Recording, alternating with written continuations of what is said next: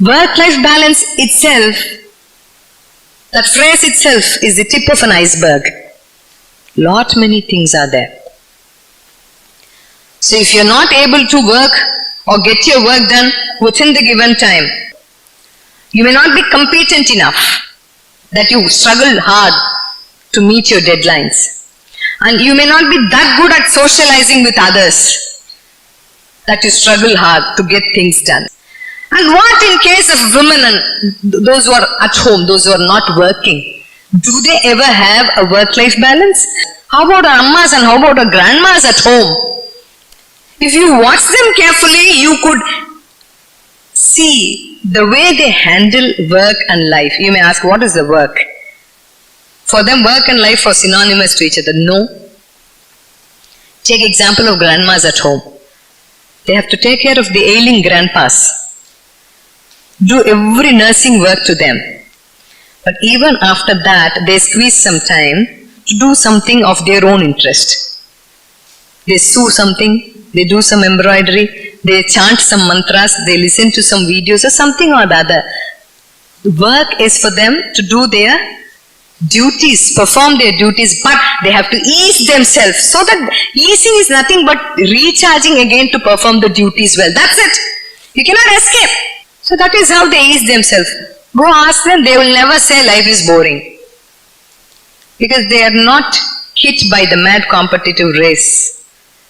So they take life as it is. Ease yourself at the end of every day. Make it compulsory at the end of every day to ease yourself.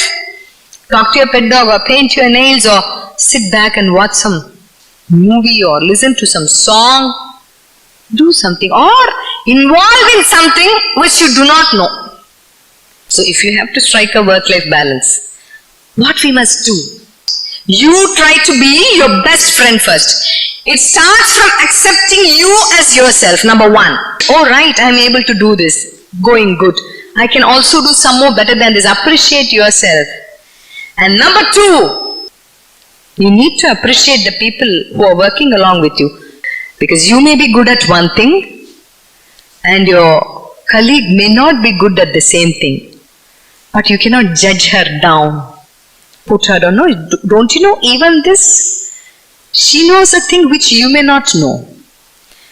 So what does this show? You have to appreciate differences. Seeing beauty in imperfections. Have you heard about that? Say for instance, things are arranged in this hall so well. What if there is a power cut? What happens? I have to continue and see what best could be done without all this. And for which we may say that as imperfect. No. Every imperfection has some beauty in it. Maybe we don't have the ability to see beyond imperfection. And that is called as, in Japanese philosophy, wabi-sabi. Work-life balance has got to do a lot with wabi-sabi. It says, nothing in this world is perfect. Nothing in this world is complete. Nothing in this world is permanent. And it would take years for us to accept this or to understand this.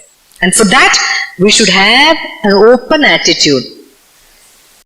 Because when you are that open, when you are that magnanimous to accept others' mistakes as it is, to appreciate others and take them as they are, then the others would also do the same for you. What you give out gets back to you.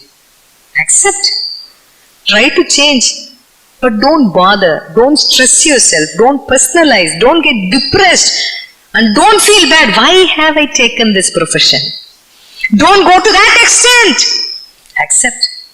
Everything happens for a reason. It may sound a little philosophical, it may sound a little spiritual, but it is practical. You cannot have a control of everything under the sun. Please understand. Even with the relationships that we have with people, come out of your perfection syndrome first of all. And let us not be judgmental also. Who are we to judge others? How do we know the path that they have traveled? We do not know. the pains that they have endured. How do we know that? The easiest thing on earth to do is to judge others, to pass comment on others, and that too pejorative comments on others.